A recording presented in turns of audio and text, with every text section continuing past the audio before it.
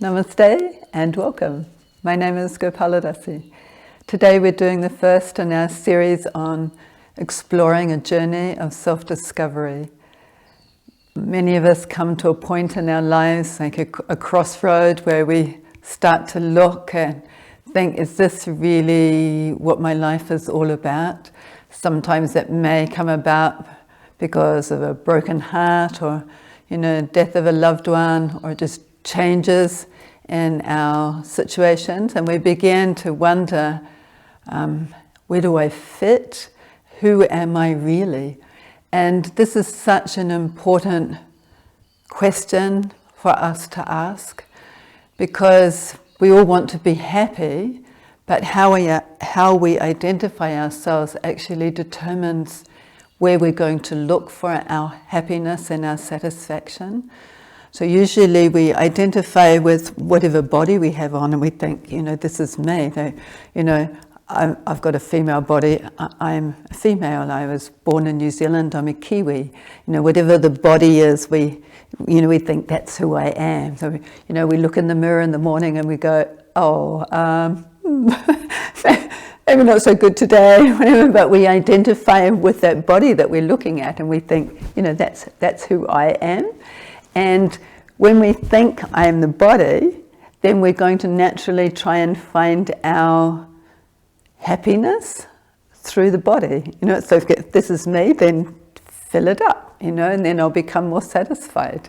And we hear about people, famous people, who have unlimited capacity really for immense enjoyment of the different senses, and they're still feeling miserable. And we can feel that also. Maybe we've had a birthday party or something like that, and we've had all this yummy food and we've been with friends and everything, but sometimes we just have this feeling that somewhere deep inside there's something missing. There's something missing from my life. There's something that's not quite satisfying.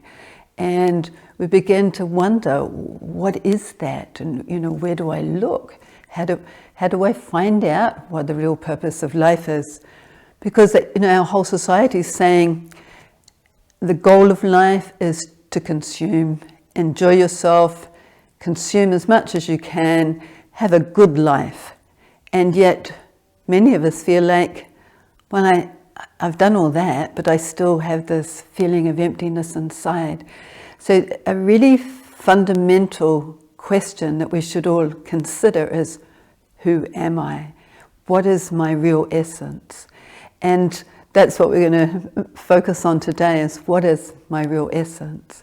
And one of the ways, there's many different ways to try and understand, but there's actually two fundamental energies in life. Two fundamental energies. One is life, us, the living being, the living force, and one is matter. But all we see is matter, and then when we see people or plants and so on, then we see matter and life combined. So being two distinct energies, we need to try, and our society doesn't teach there's two distinct energies. It's just, there's just one energy, matter. That's all there is. But we instinctively know, I'm more than just matter. I'm worth more than just this body. We don't like people to just identify us with our body. We think, I'm a person. We want people to relate to us as a person. And that's because we are eternally a person. We're the living force within this body. And there's quite a few different ways to try and understand it. And one is, if you look at look through a photo album. I don't know if people have those anymore. I did one of my daughter growing up. So the doting mum takes photos of the little tot, as a baby, and then all the way through the person's life, and you see these radical body changes, and the body actually changes completely in 5 years. You actually have a completely different body made of completely different material particles, and yet you stay the same person. So sometimes it's described like a brick wall. And you've built a brick wall and without cement in it, and you have a pile of bricks beside it, and you're just replacing one brick at a time with that pile of bricks, and over a period of time you actually have a completely different brick wall, but it looks the same. So it's kind of like that with our body. We take in food and so on, and those particles of matter become part of our body, and then in the future they're excreted. And this is going on all the time, a process called metabolism. So our body's constantly changing, although it's slow, we can't see it with our eyes. Well, I can see it now, but I look in the mirror, it's like, oh. We can't see the changes as they're taking place on a daily basis, but your body's completely changing all the time. So you get, new skin and new liver, and even your brain. Your brain changes. Every 3 days you have different material particles making up your brain. So the brain that was in your head a week ago, all the matter making up that brain have gone. That matter's all been replaced by new molecules. So you actually have a different brain. Yet you remember things that happened more than a week ago, and you exist today. So the body's changing, and you stay the same. You're that life force, living being within this body. And the reason this is really important to try to understand is it determines where we're going to look for our purpose and our happiness. Because if we understand we're a spiritual being just temporarily here in this material world, then we understand that I need some spiritual sustenance. I need to take care of my spiritual needs, not just needs of the body. And that the needs of the body, we start to understand, well, what is actually needs and what is, I'm just looking for something to satisfy that inner emptiness.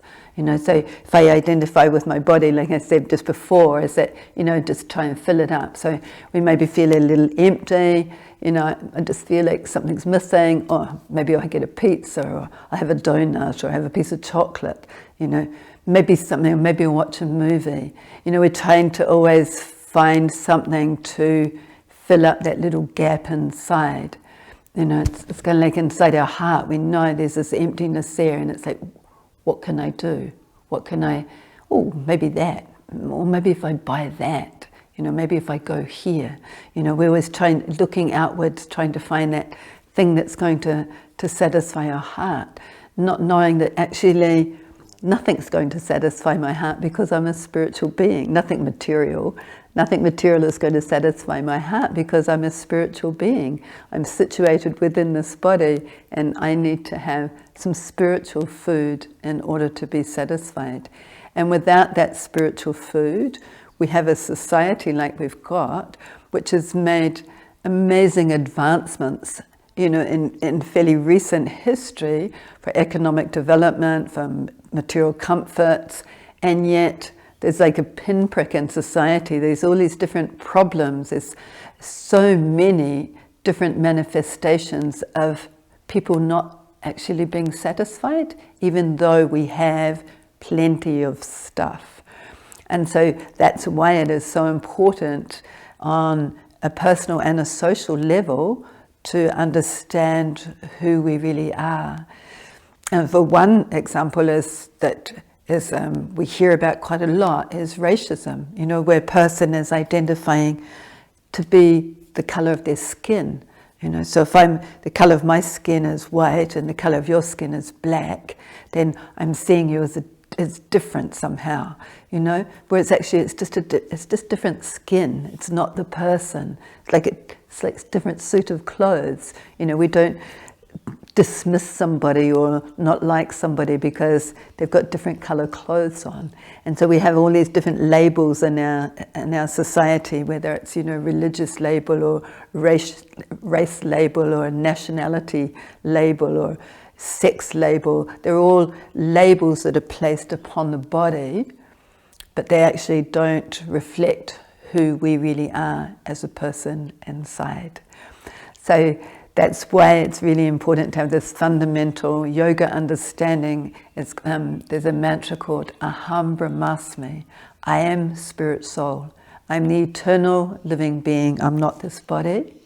I'm not the mind, which is like a subtle covering over the body, over the soul. I'm not this body and I'm not the mind. I'm the eternal living being within this body. And then when we understand our true nature, which is actually a gradual process, you can get a philosophical understanding, but then we need a process to help us really experience that on a day-to-day level, in a practical way in our daily life.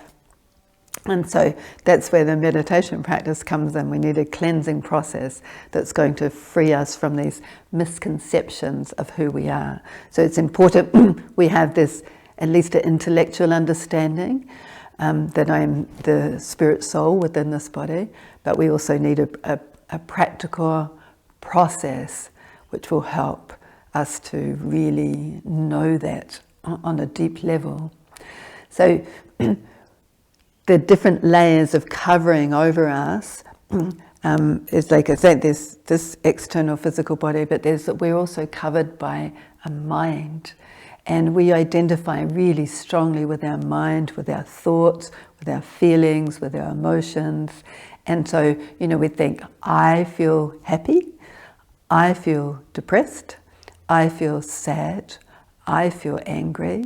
Whatever emotion that's there, we identify with that emotion and we think, that's me. But that's actually a covering over us, the living being, that's just temporarily within this body. So there's some different exercises that you can do to really help us understand how the mind is also separate from us. And that can be, when you go to bed at night and you're lying there and the lights are out, is to actually just be an observer of your thoughts. Or maybe at the end of your yoga practice, just lie there and try and step back from the thinking process so that you can watch the thoughts as they come by in the mind. It's a bit like when you watch a movie, you're watching those things on the screen. So when you begin to watch your thoughts, you're watching the different thoughts. It's like on the screen of your mind.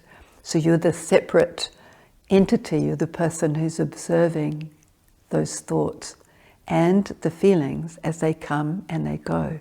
It's incredibly liberating to be able to see how the thoughts are not you. It makes for a much more peaceful life because we're not then caught up with whatever's going on in our mind. And the mind is filled with not only these misconceptions about who we are, but it's also filled with all sorts of material desires, all sorts of conditioning. So when a person's studying, for example, then we're able to see, I forgot what I was thinking, what I was supposed to be focusing on, and it's like, bring my mind back. Every student, every teacher experiences that on a regular basis, trying to get the students to bring their mind back from where it's gone and to focus on their subject that they're supposed to be studying.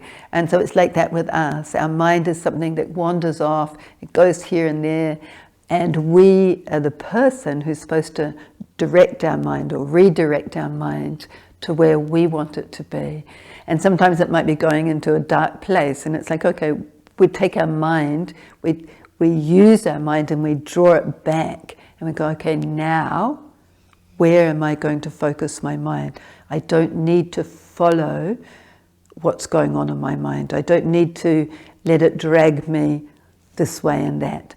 In the Bhagavad Gita, there's a pretty amazing picture of a person on a chariot, and there's 5 horses, and they're holding onto the reins and just being basically just thrown around. They look pretty much petrified, right? They're holding onto the reins, and the horses, 5 different horses, are going in different directions, and the 5 different horses represent the 5 different senses. And so each sense, your sense of smell, or the sense of touch, or the sense of sight, or taste, everything, they're all these senses are pulling us in different directions. And so the person is just like, whoa, being pulled all around, So it's a very sort of graphic example of how we're pulled around by our senses, and the king of the senses is the mind.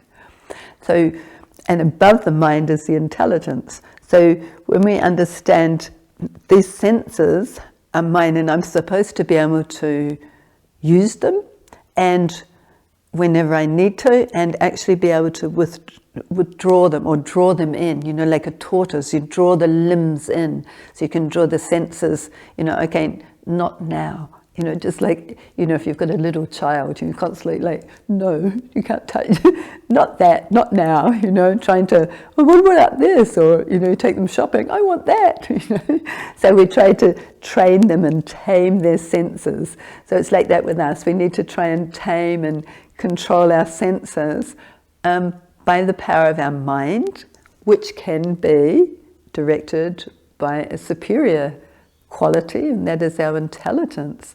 So our mind may say, I want this, and when we identify with the mind, then we think, I want it, and then if we can understand, I should be using my intelligence to go, actually, that is not going to be that helpful right now, you know, or maybe never. So the mind may go, I really want that, and the intelligence comes through and goes, don't do it, don't go there.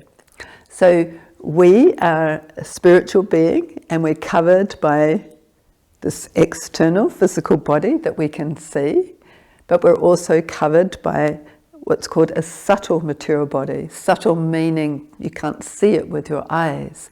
And within that subtle material body is the mind, and we can learn how to watch it, to separate from it, and even just the fact of seeing that it changes, we can realize, well, I'm still the same, even though my mind is changing. So, you know, it's obviously not me, it's something that changes.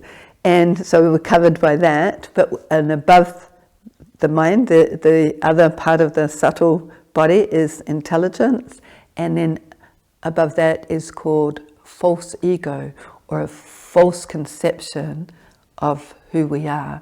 That we usually hear the word ego in terms of thinking, oh, that person's got a big ego, but it's actually a false ego is more correct, and a person is identifying with something that they're not, this identifying with the body that we're not, or the mind that we're not, or maybe even our qualifications, you know, like I'm such a, you know, fantastic tennis player, I'm so good at this, you know, and we identify with those particular qualities.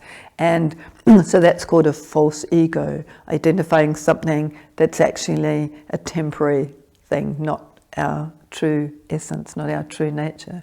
So some really nice quotes in the Bhagavad Gita to help us understand this basic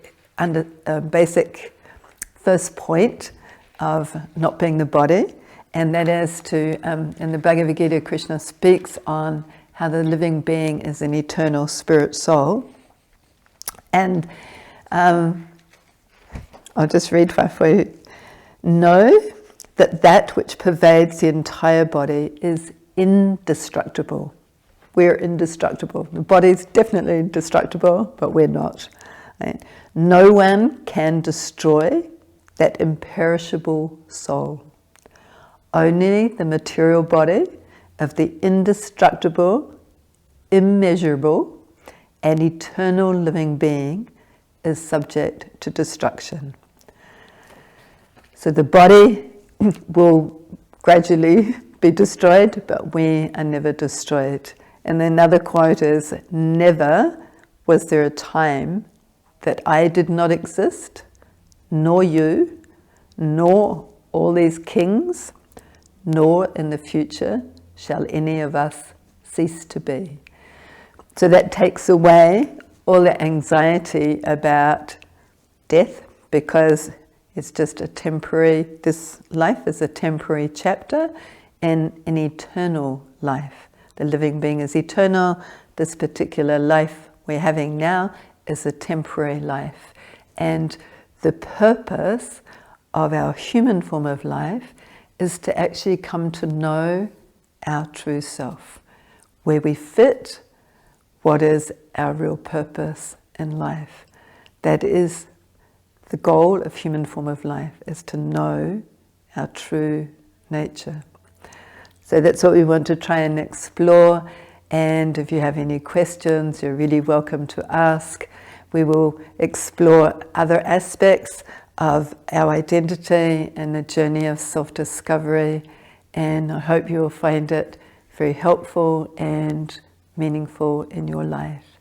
Thank you very much for joining me. Namaste.